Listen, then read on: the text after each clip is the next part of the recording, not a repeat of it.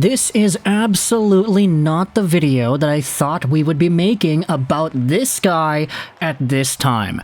If I were to take a time machine back to 2019, and I would have said to myself back in that time frame, hey, Lego, you're going to be making a video about this player, a defenseman, who was drafted in 2019. We're going to be talking about how he's a point-per-game player. We're going to be talking about how statistically he is one of the best defensemen in the NHL season so far? I get it, it's early. Sample sizes are small. This is probably not going to last for the entire 82-game campaign. But a few weeks in, a few games in, for most NHL teams, we actually have reason to be talking about Philip Broberg, of all people, and how he looks extremely good. Like, I can't even understate how good Broberg has been playing for the St. Louis Blues to open up this 24-25 season. And in a way, when you think about what the Edmonton Oilers went through this summer, of course they lost Broberg, they also traded away Cody Ceci, they got Emberson in return, they're playing Troy Stecher now, they've got Dermott in the mix too. When you think about where the Edmonton Oilers are, and when you see how well Philip Broberg is playing, you can't help but wonder, wow, just how badly did the Oilers get screwed over here?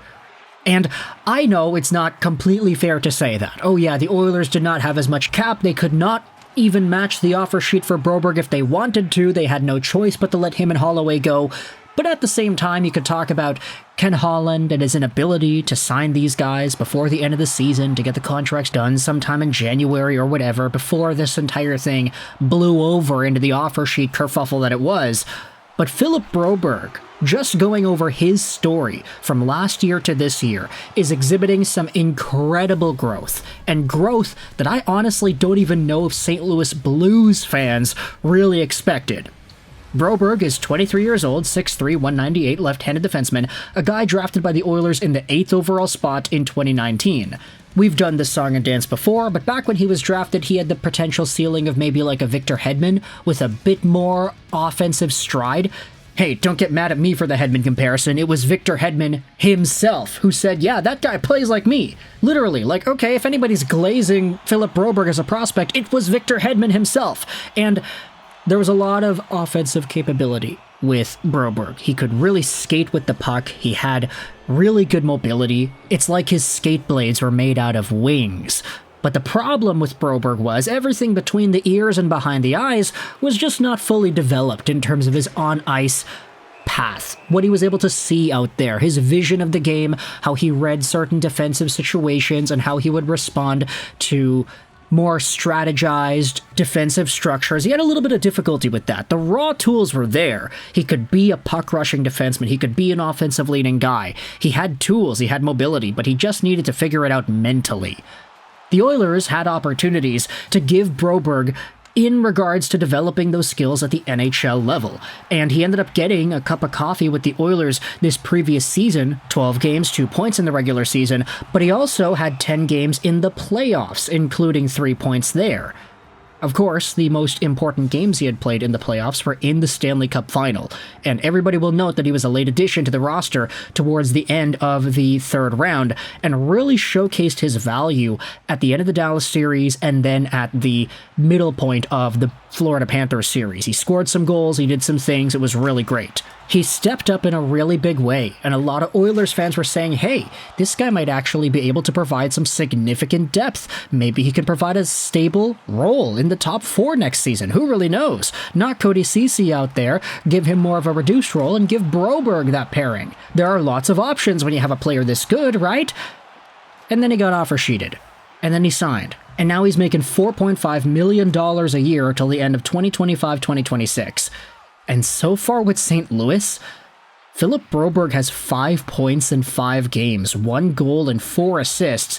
He's been averaging a heck of a lot of minutes. You go over to his game log here. He had 22 minutes in the previous game against the New York Islanders, a 1-0 overtime win, where he had an assist. And now, if you take a look at some of the numbers, Grant Francis of 101 ESPN went out there and said, Philip Broberg still has not been on the ice for a goal against as a St. Louis Blue. According to NHL stats, only 5 D-men in the NHL who have played at least 4 games have not been on the ice for a 5v5 goal against. 2 of them are Broberg and Justin Falk. And if you wanted to get the list, who else is out there in the NHL? Defensemen who have played more than 4 games who have not been on the ice for a 5v5 goal against. Justin Falk, Philip Broberg, Jake McCabe, Zach Bogosian, and Nils Lundqvist. That's it. Now, the thing is, this list is pretty... I don't want to say it's like misleading. Obviously, it's good that each of these guys have been able to play without having any even strength goals against, but just to compare, here's the list of the worst 5 defensemen, minimum 4 games played, who have the most even strength goals against in this sample. You've got Marcus Pettersson and Erik Karlsson. Okay, you've got them. Cale Makar, Roman Josi, and Brendan Dillon.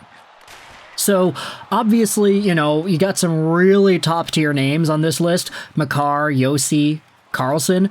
So, of course, it's not going to say that, like, oh yeah, wow, look at that, Karlsson and Makar, some of the worst D-men in the league. They're still great. It's just their pairing and their on-ice even-strength goals for and goals against numbers are terrible. You could say maybe it's chalked up to the goaltending, in Colorado's case in particular, but who really knows? Either way, it just goes to show you that Philip Broberg is in a class of his own when it comes to some of these very cherry-picked statistics.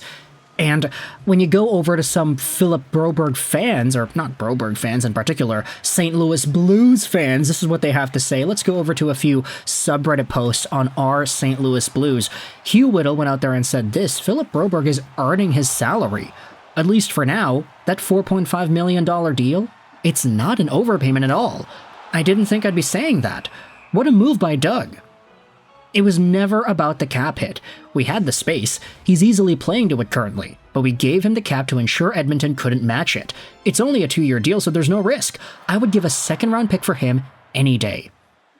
At this rate, he's going to be due a massive raise in 2 years.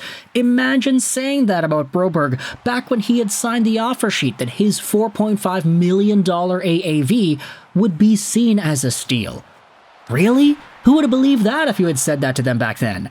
Maybe there was some belief that the Broberg hype that was built up during the Stanley Cup Finals, oh, he's looking pretty good, he's actually developing properly, he's making plays, he's getting points, he's showing himself off more in a positive way than he had at any point in the past few years. Maybe that carries over in a good way to next season, but who would have expected this? He's been doing very well. And another comment thread on the R Blues subreddit goes out there and says some of the same things that we've been talking about here. This guy might actually be pretty good. The acquisitions this year were phenomenal for St. Louis. The only way I can see the defense working out is if Falk and Broberg keep punching above their weight to act as a top pair, and Colt and Suter manage the hard minutes as a shutdown role. Even if Holloway doesn't pan out, I'm thrilled we got Broberg. Holloway has been creating a ton of chances, and I think it's just going to take some time and a little puck luck to convert those opportunities. But my gosh, Broberg is a beauty. Calm under pressure, beautiful first passes, and incredibly efficient skating. He's quickly becoming my favorite player to watch. There are so many little plays he'll make during the game that seem innocuous, but are more impactful when you realize what would happen if they weren't made. This guy's pretty good. And I want you to let me know your thoughts in the comment section below about how the Edmonton Oilers may have fumbled the bag by not keeping this guy. Not that the new GM actually had the opportunity to match the offer sheet in any sort of meaningful capacity, but the problem with Edmonton was pretty much they didn't sign him earlier, right? And now you had this playoff run where he showed off very well in the finals and he looked good, and then he became a target, and then he got offer sheeted and he signed a big amount of money deal and you weren't able to match it. So now you're here, looking at St. Louis's top pair, which has one of your old guys on it, a player who's only 23 years old and who has so much more to gain at the NHL level. Blues fans, Oilers fans, let me know your thoughts in the comment section below. I hope you enjoyed this video. And bye.